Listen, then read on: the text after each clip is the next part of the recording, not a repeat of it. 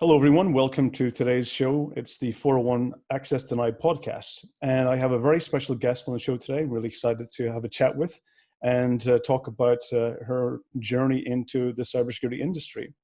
So today, the awesome guest we have is Emma Heffernan, and she is a security analyst with EdgeScan based in Ireland, I think Dublin. Yep. And congratulations as well for being highly commended as finalist in this year's Cybersecurity Student of the Year Award. And also to EdgeScan as well for getting the Best Vulnerability Management Solution at this year's SC Awards Europe 2020. And it's a really awesome achievement. That's amazing to get recognized, even as a finalist, and well done.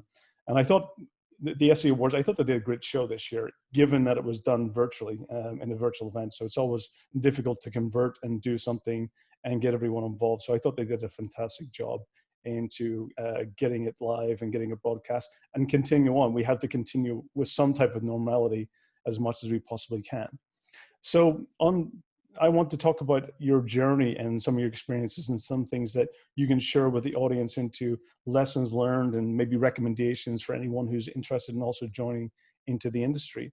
So let's get started with your cybersecurity journey. The first thing I want to get into is what got you interested? What was the trigger that got you interested in cybersecurity? So thanks for having me, Joseph, and I'm an honour to be here.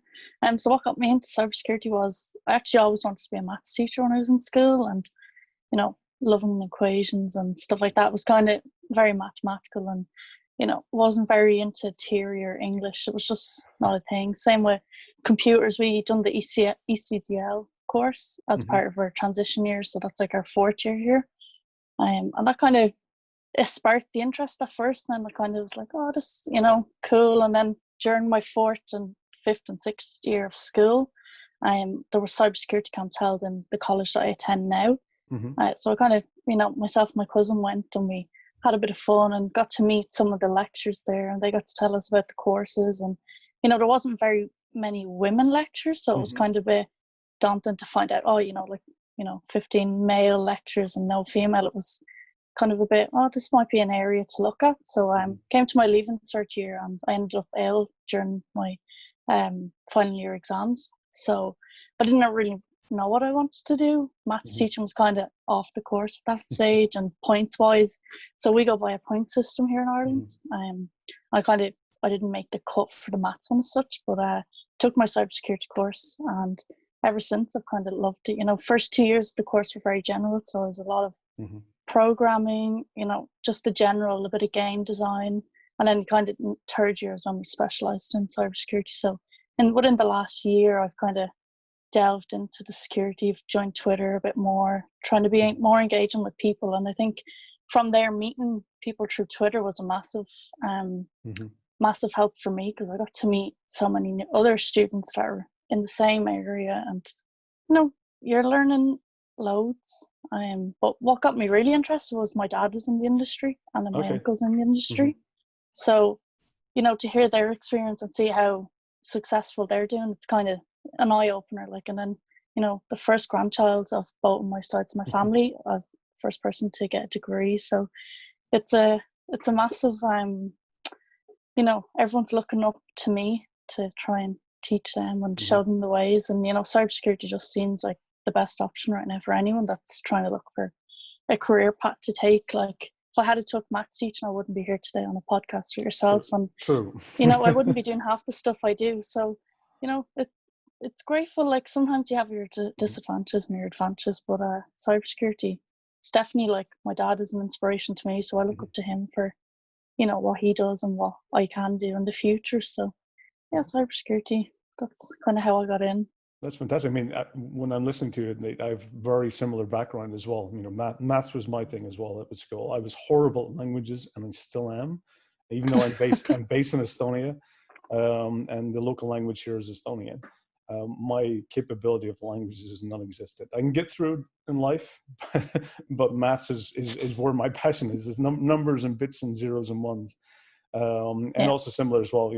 Well, definitely my family's not in security, so maybe you've a little bit probably easier approach where you become the security support person for the family now that everyone asks you for.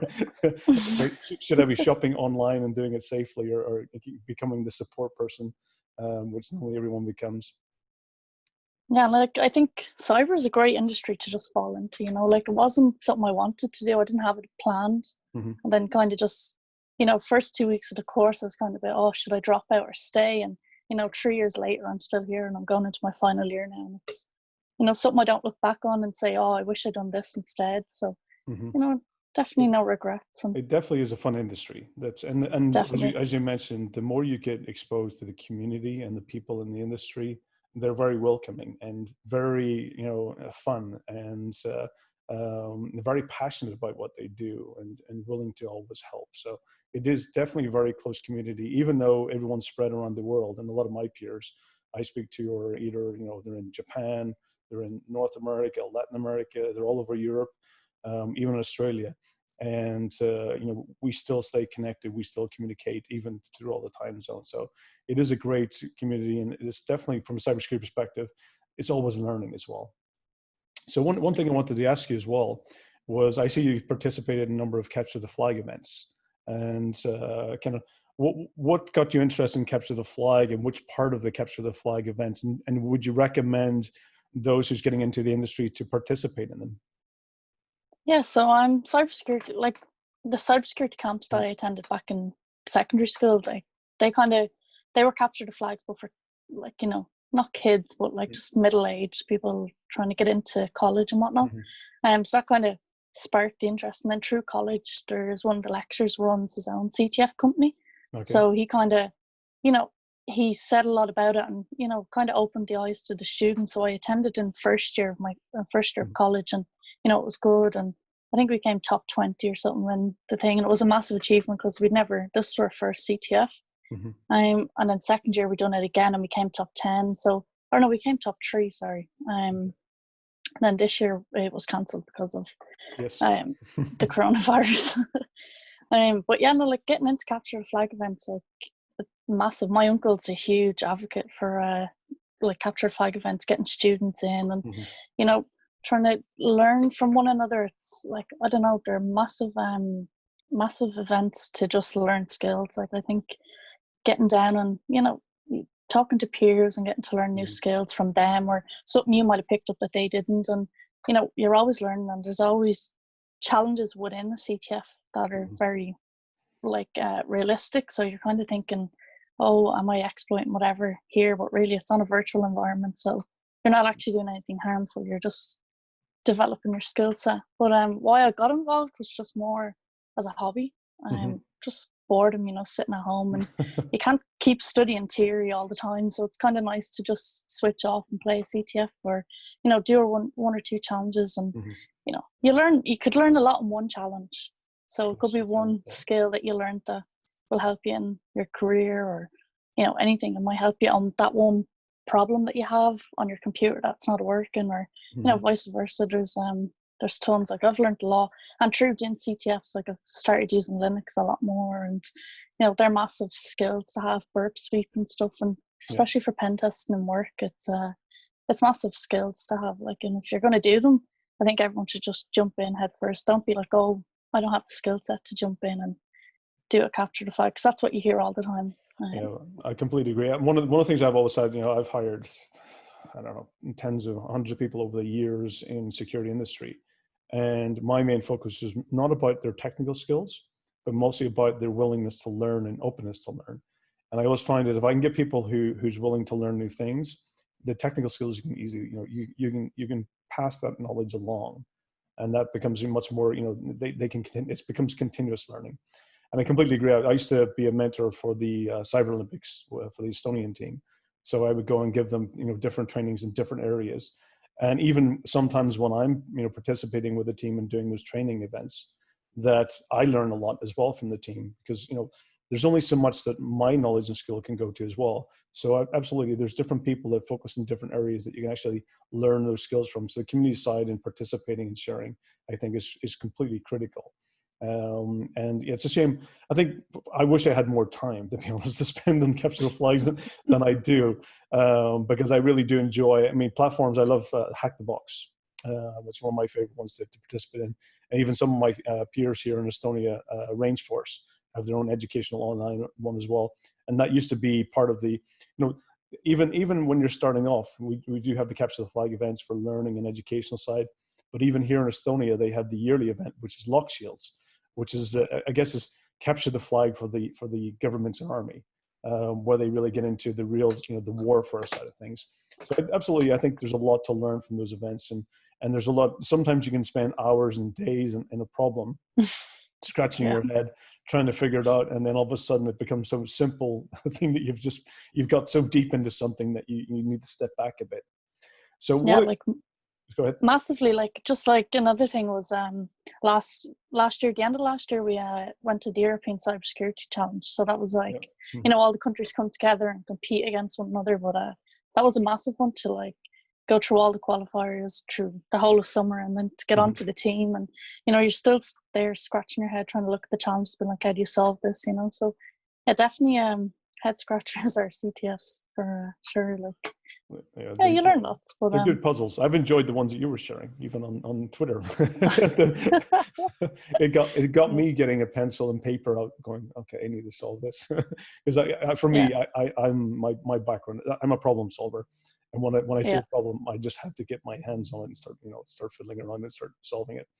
So and I think, go ahead. Yeah, no, just the challenges. I think they're kind of good to keep your brain active, and thinking. Especially during quarantine, we're not really using our brain as such, maybe work and whatever else, but other than that, we're not really doing much else, are we? Or depending on where you are, I suppose. In Ireland, we're not really allowed out anywhere, so here in Estonia, it's a bit more back to normal pretty much in Estonia. So after I think it was 18th of May, pretty much everyone's back out the streets, shops are opened, everything's kind of back to normal, except the only thing was alcohol shuts at 10 o'clock at night. That was the one where they're really strict about. So the bars closed, at least in my office area, at 10 p.m. And now they've opened up the borders to several countries as well. So it's kind of slowly moving back. But there's a funny comment in Estonia, though, is that after the quarantine ended and people started coming back to kind of normal, the funny thing is Estonia is now saying, oh, thank goodness, I couldn't stand that 2 meter distance. Now we can go back to our normal 5 meter distance apart, because Estonians are very distant and social anyway. So it's always kind of trying to keep the entertainment side of things. Yeah. My next question I have is around, because I've been in this now for touching 30 years in the industry. I didn't always start in cybersecurity. My background was always in kind of infrastructure or in doing, data analysts. Not security analysts. Back then, when I started, it was data analyst, and security was sometimes a key to the door where the server was. But it's such a big industry. There's so many parts. There's so many kind of, let's say, different subject matter expert areas. You've got development side of things, you've got the code pen testing side, you've got the web interfaces, you've got infrastructure. Is there a specific area that you find most interesting in the security industry? No, it's a tough one, because in college it's so broad that we study. So I haven't delved into one area that I really, really want to do, because every area kind of seems interesting. I like the side of forensics, and I don't know. I think pen testing is where I am at the moment, and it's kind of problem solving. You're just digging and looking for the problems. I don't know. I'm not 100% sure where I want to go. I haven't really focused in on an area. I don't know. Forensics and pen testing are kind of my favorite at the moment, if I was to pick two. But yeah, massive web development, or not web development, web applications and bug bounties and stuff are kind of something I want to get into. So it's kind of, obviously pen testing is the area. So but yeah, I don't really have a lot to comment on that, because I don't actually know where I want to go. I'm still at that stage where I could go from one area to the next, or not 100% sure just yet. Okay, no, there's always time. You've got plenty of time ahead of you, that's for sure. And there is so many parts, and it's good to get in positions where you can get exposed to different areas that you learn as well. From my side, I've been in different roles over the years, so I've been exposed to pretty much everything and anything that you can do. And what I did learn over that time is I'm not a very good programmer. So you do learn the things that you do enjoy and the time that you spend on things, and you learn the things that you are not good at as well, so you can try to kind of avoid them as well. But in pen testing as well, one thing I did find is that a lot of people kind of from the outside in, they don't realize that in the background there's so much paperwork, preparation, testing.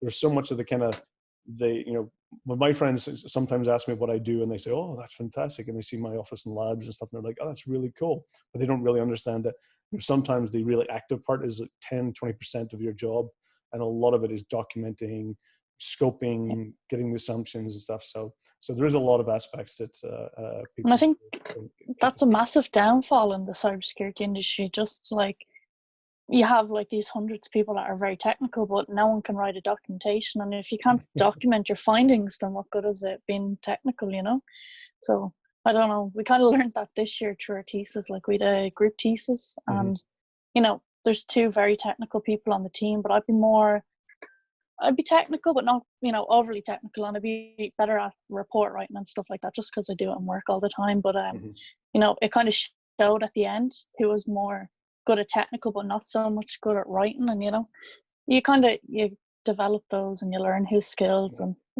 it's kind of something you have to just learn, though, isn't it? It is important, because it's important to document really, really accurately and correctly. That was actually one of my fails in the past. When I was actually doing my work, what I would tend to do is, I was a very technical person, but I also would document, but I wouldn't share my documentation with anyone. It was always like, I was a perfectionist in many regards. So I was like, no, I'm not going to share with it because I'm not quite sure if it's perfect yet. And I would not share until it was perfect. And a very important lesson I learned over time is that it was important to share earlier and share as much as possible, but be very clear that it's not finished, it's still work in progress. So that was always the lesson I learned, and that helped me definitely from improving my document skills to areas that I needed to focus in. So what the next question kind of moving into now is, what challenges do you find, or have you had any challenges along the way? And I've also seen your recent tweets about VI. Some things that just don't change in the industry, and VI is definitely one of them. You can paint pictures around it, you can change it in different interfaces and approaches, but VI is VI. And you also mentioned your switch to Linux as well. What things is from a VI standpoint have you found it interesting and challenging? And what also that switch over to Linux, has it been beneficiary? Yeah, so I just think, like challenges that I've come across would be more so being one of, I think there's only 2 other girls on the entire course, but that's like between 3rd and 4th year. So it's, it's a challenge in itself being the only girl, because you kind of have to not really prove yourself, but the guys kind of think, oh, she's just a girl, she doesn't really have skills. And it's, you have to prove them wrong. So you're trying to prove yourself, and it's tough, and it still happens nowadays, especially on Twitter as well. You have a lot of people would be green-eyed monsters, as I call them. They're just going to be jealous people out there. So you have to brush them off and pick yourself back up. So I think that'd be one challenge I'd have. People trying to bring you down, especially if they don't know you and you don't know your skills. It's tough. I think other challenges, just women in general. Like there's not many women in security, so it's it's a tough one to try and get people into the industry. And I think at the moment it's going to be even tougher because everyone's at home, and you can't meet up and tell your friends all the cool stuff you're doing. I suppose you can do Zoom calls and whatnot, but it's just not the same. Just don't get to show your skills off and try and teach other people. Like that's a massive thing. Like I have a younger brother that's only 10, and trying to teach him some cybersecurity course stuff, and it's a challenge in itself because you just can't show your skills, you can't share with people. But I think lockdown's kind of opened my eyes. I've completely removed Windows off all my machines, and I'm just pure Linux user now. It's just, I don't know, lockdown drove me to Linux. I think like the reason I moved is because I've run a VM on the Windows machine, and it's kind of slow and annoying, and just you're not getting the full feel of what the Linux machine, the experience. So I think, and because I play a lot of CTFs, it's important to have something stable there, Mm-hmm. and it's not going to always crash. And no bad words to Windows, but it's just not there for me. But I think Linux, I don't know, it's just been faster and slick, and I've downloaded Linux Mint, so it's handy, and just switch it on and does its thing. Mm-hmm. I haven't really got the full experience just yet. It's only been about 2 months, so still getting there, like used to the whole experience. And I know I used Kali and whatever else, but I was more using the GUI than I was using the terminal. Mm-hmm. So it's I was lacking the terminal skills and the command line skills. So kind of getting there at the moment, and using Vim a lot and whatnot. So yeah, it's been fun. Like, I don't know, lockdown's taught me a lot about what I should do and shouldn't do. Sitting down to do more Hack the Box or Pentester labs. And yeah, I think the challenge is not having enough time as well. When you're Mm-hmm. out and about working or in college or meeting up with friends or family, you just don't have time to sit down and do 10 boxes on Hack the Box or whatever. So yeah, it's tough. But I completely agree. I completely agree. One of the things I find is learning. I even during the time, as you say, it's when the lockdown. I mean, I spent probably a large portion of my time throughout the year speaking and sharing my research and attending events and speaking and meeting up with the peers in the industry. And it's always the great time where we start sharing some of the things we've learned and sharing some of the experiences. And right now it's not possible. This year, I've actually went to one event, which is unusual. It's actually the most time I've spent in Estonia in one single period of time. And people's been asking me, do I take visits to the airport just to go down memory lane? But what I did find is that you do have to augment some of the things that you do, the way you do communicate. I've always been, kind of writing blogs and writing papers and doing videos and these podcasts as well, to really, use this as a medium to share the knowledge and to have those conversations. I think the first time we met was even on the ITSP unusual gatherings, which is always, those are the things that really need to happen, and keeping people communicating and keeping sharing their knowledge. And I really commend Sean and Marco for bringing those and bringing people together. That's one thing they're amazing at doing, is keeping the networking and keeping the communication going. Because in the lockdown, that we definitely need to do that much more, to communicate and over communicate in many regards. And for me, one of the things I've learned as well is this has given me time to learn new things as well. So I've read so many books over this last couple of months that I would have never done in any other situation. I've done a lot of audiobooks as well. And if you haven't got to read Andy Greenberg's Sandworm, it's definitely a must.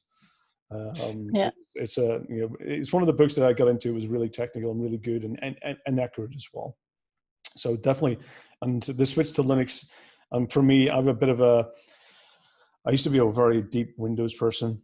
And I think the point was that I spent 20 years of my life in Windows, and when you go from DOS to 3.1 and right through all the different versions, you get to know it so detailed and so personally that you make it work for you, even though it has many flaws and it has many challenges. But you start to understand how to get around those flaws.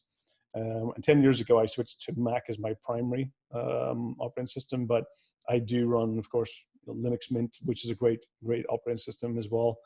Ubuntu for doing my SDR stuff. And so what I think you'll get to is eventually is that you'll have one primary, but you'll be working with multiple. It'll either be Kali or you'll be using Parrot.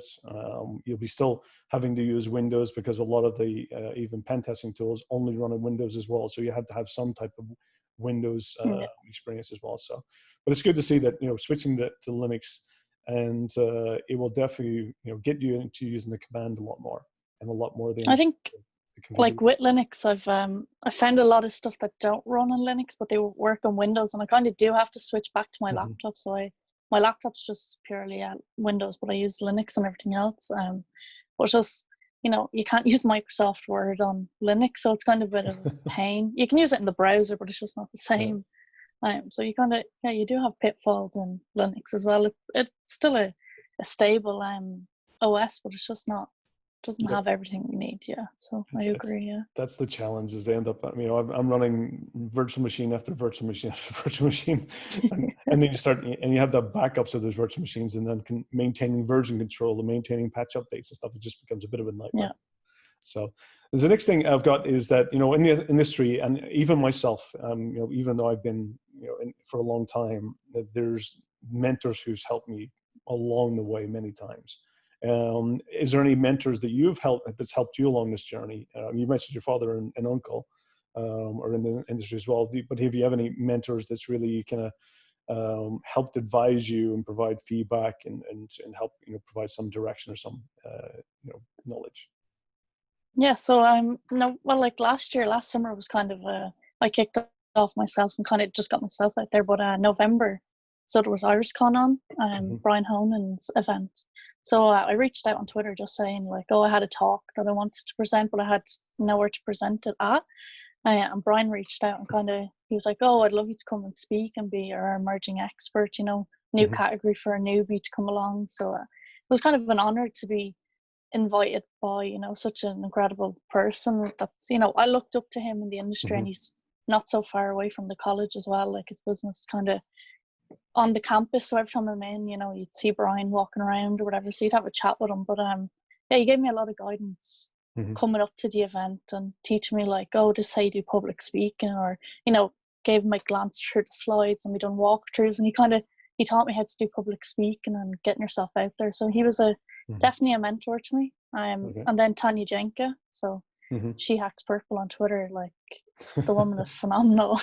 I reached out to her last year and kind of, you know, we were chatting a little bit, and that was it. And then more, I would watch her tweets and stuff like that. We got chatting more, and she invited me onto some of her live streams, and, you know, she stood up for me there like recently. So you know, she's just supportive and always has your back, you know, and looking out for people. And yeah, her stuff is amazing as well. Like, and there's just so many other people that I could name, you know, and the list is kind of endless. Like same with Sean and Marco, maybe not so much direct help, but, you know, through the podcasts and stuff, inviting me on and offering to do my own podcast. Like it's been a massive help, you know, and kind of something I wouldn't have thought of until they reached out to me. So it's kind of, it's hard to just pinpoint one person as an excellent mentor, because everyone's just been amazing, and everyone's willing, especially everyone in the industry or Twitter, and yourself as well, like, you know, just to reach out and ask for help. It's massive. So that's fantastic. I mean, there's so many people out there as well, you know, and ironically, Brian's my mentor as well. So Brian, I don't know if you know, but me and Brian was my manager 20 years ago. So, wow. So it is a small world, and you do have people that, you know, around the industry that really does help, you know, continue that, you know, mentorship. So, so absolutely, you know, he's such a great friend and amazing person. So it's great to hear that. And you answered my next question as well, which is around, you know, any specific events that you attended, and, you know, anything that surprised you around that as well. So so you said IrisCon was your first event you spoke at.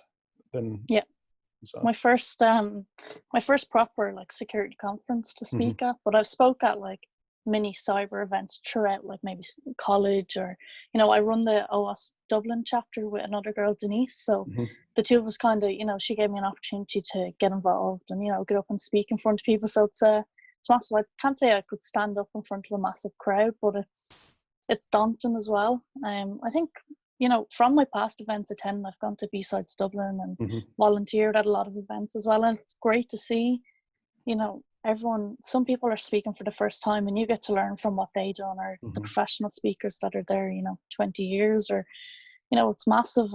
Yeah, IrisCon was my first one to officially speak at, and then kind of after that, it's just been, you know, whatever I can get involved with, I'm happy to get involved. But other conferences I'd recommend, like I went to Black Hat last year, I got a scholarship for training. So that was massive, like, and, you know, it is very vendory, but you still learn a lot. It is very vendory. Yeah. Yeah, like you still learn a lot. Like I met a lot of people coming home from Black Hat, you know, and it was massive. My next one is DEF CON. I'm definitely trying to go. This year was meant to be the year, but yeah, I'm missing it. I always do Black Hat because it's, of course, you know, the industry, you have to be there, you be seen. But DEF CON's, I'm definitely going to miss DEF CON this year. It's one of my favorite events to attend. Yeah. It's the one that at least has close to the community side focus, where and there's very few events that I go to now that I learn from, but DEF CON still, when I go, I learn. So you're always looking for those ones that has that unique ability to keep you educated and keep you, you know, really excited and looking forward to meeting the peers as well. Yeah, So that's like, it's one thing I've heard from other people, you know, they've not really given out, but they're just saying, you know, the little local conferences, you're not really learning a lot more, but yeah, the likes of DEF CON, you're definitely learning something new. So absolutely. that's good to hear though, you know. Is there any, do you follow any blogs or podcasts or websites that you kind of learn from? Is there anything that you would, say is a good source of material for you? Well, I definitely think, you know, that Darknet Diaries is a good one to listen to, you know, a lot of interesting stories. And then Sean and Marco's ITSP magazine, there's a few different episodes, or what you want to call them, like different podcasts episodes, or, you know, so like there's a lot on there to learn from. What else? Like, see, I follow people on Twitter for their knowledge and what they share as well. So it's kind of hard to just pinpoint which one. But if I was to pick one, probably Tanya's She Hacks Purple, her new website with AppSec, like absolutely phenomenal. I think it's only like $7 or something a month, same price as a cup of coffee, you know. So yeah, like definitely Tanya's page. Two cups of coffee in Estonia. 2 cups, not in Starbucks though. Oh, we don't have Starbucks, so with a few places missing out. get excluded from it. So. Yeah, so I think I definitely think Tanya's page is one of the best to look at. And then if you're looking for resources, probably Pentester Labs is one I'd definitely try, or Pico CTF for CTF challenges and stuff. So there's tons of resources out there. It's kind of hard to just pinpoint one that you should stick to, because each resource will have something different to give. So absolutely, yeah, definitely. absolutely. No, I think those are some great ones, and I haven't listened to the latest one with FC on Darknet Diaries. That's one I'm looking forward to. So yeah, I think Freaky Clown was on the latest one, so that's one. Yeah, that's one of the best. Yeah, that was good. I'm still on my to-do list. So one of the things as well, what advice would you give someone who's starting in the industry? What would you recommend a good place to start, or what would be the journey you would recommend to take? Well, I definitely think the first thing is don't give up. You know, if I had given up, I wouldn't be here. So I definitely think don't give up and just keep trying. If it seems difficult, then it's a challenge. Take it on, and you're gonna overcome it. And I've seen a quote on Twitter: if you're the smartest person in the room, then you should leave that room. And it's definitely something to stick by. If you feel like you know everything, then you're not in the right room. You need to go and learn from someone else, and constantly learn. So it's definitely something to keep in mind. Like, I don't know, it's a point in the right direction is tough, because not everyone in the industry has a degree. But I think if you're going to do something, definitely try and get some sort of cybersecurity degree behind your back, and just have something there that you can, go learn from. And, it's just an achievement for yourself. I think, at the end of the day, like, it's what you want to do, what you want to get out of it. So yeah, it's tough. It's tough to say, go get a degree, Not everyone has a degree, and they're still successful. So. And in some places, it's also challenging as well. Whether you can get access to it. Some countries, financially as well, that might be costly. So I agree. I think for me, one of the things is absolutely is getting into people in the industry. Learning. Doing some type of kind of related topic as well. It doesn't have to be into cybersecurity, but it can also be something related to IT or technology, or it can be programming, it could be development. Even today, one of the things we're finding is that we need more people who have social skills, to the point of documenting and communicating. Yeah. So, it's really important to be, and you're seeing a lot of really from the social engineering side taking off as well. So people who can talk and hack humans in some regards. So there's definitely a lot of areas that people can get into, and I agree.